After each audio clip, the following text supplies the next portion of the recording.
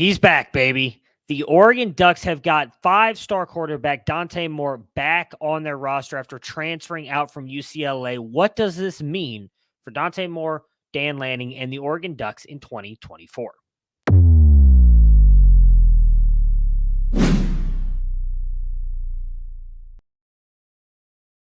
Before we dive into everything Oregon, guys, if you like the content that we are doing here at Camps to Canton on the YouTube page, hit that like and subscribe button. We're trying to get to 3,000 subs by the end of 2023, and because of you guys, we are almost there.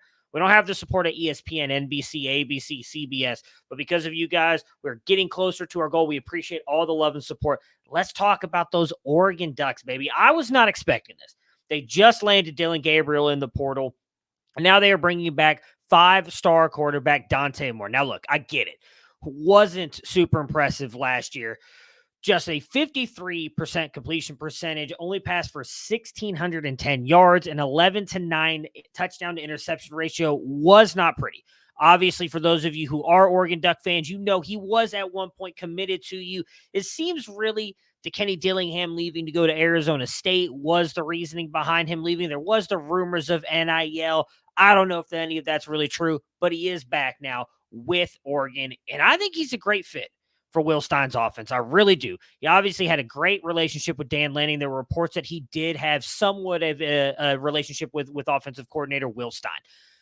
We love Oregon. I love Oregon. I mean, obviously, look at that. Most of the year for us at Camps to Canton, they were the number one power-rated team. That's how good they were. That offense last year with Bo Nix, number 3 in passing, number 2 in rushing, number 2 offense overall. Like, they were a legit team, and they're not losing, at least in my opinion, that many difference makers in going into the Big Ten. Yes, it's going to suck losing Bo Nix and Bucky Irving, Troy Franklin. It's going to suck losing those guys.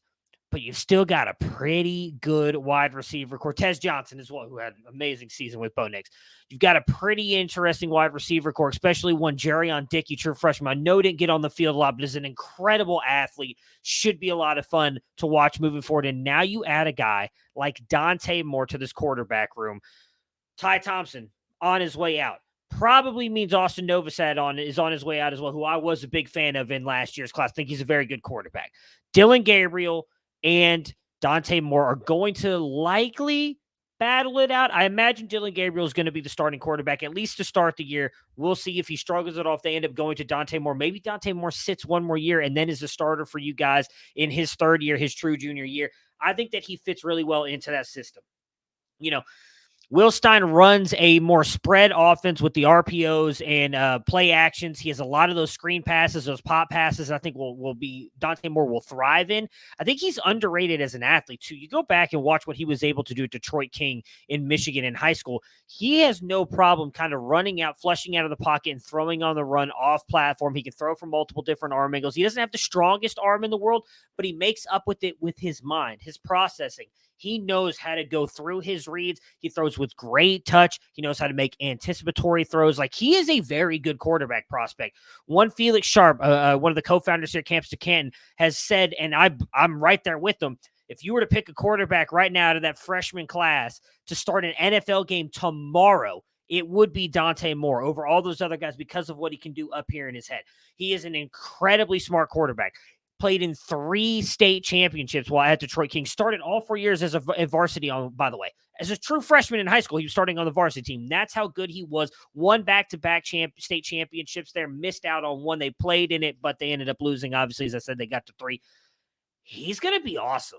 I really think he is. I know that he did not have a good freshman year, but any player will tell you sometimes it takes a little bit of time to get up to that speed from high school to college. I don't think he was given enough time last year to really kind of prove that he could do it. He only played in a handful of games, 9 of them, and he didn't start all 9 of those games either. I think that Dante Moore has a chance to be a really, really good quarterback, not just for Oregon, but for that freshman class of 2023. The Ducks got another good one. I don't think he starts because you guys got Dillon Gabriel, but it's going to be fun to see what Dante Moore is able to do with them in 2025 in the Big Ten. Man, they're going to be a contender to win a Big Ten this year. What do you guys think, though? What do you think about getting Dante Moore? Are you happy that he's back on the team? I am. He's back. I'd love to see him play. I don't think we're going to get to see him, unfortunately, until 2025. But let me know in the comments what you think about Dante Moore coming back to the Oregon Ducks. catch you guys next time.